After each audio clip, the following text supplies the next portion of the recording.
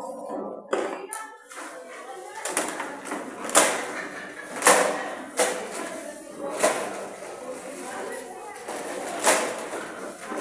let us put ourselves in the presence of God. In the name of the Father, the Son, and the Holy Spirit.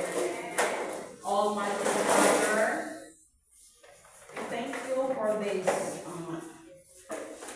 wonderful council meeting. Thanks for everything that we achieved for this day. Thank you, Lord, for all the blessings that you've rendered us. And we hope by this year 2026, all newly elected officers will do their duties and responsibilities to fulfill the mission of the World Apostolate of Fatima. This is all we ask in Jesus Christ our Lord. Amen. Hail Mary, full of grace, the Lord is with you.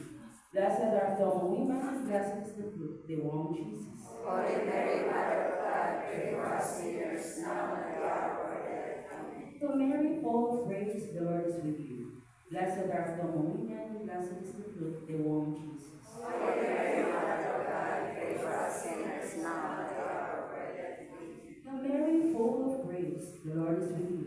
Blessed art thou among women,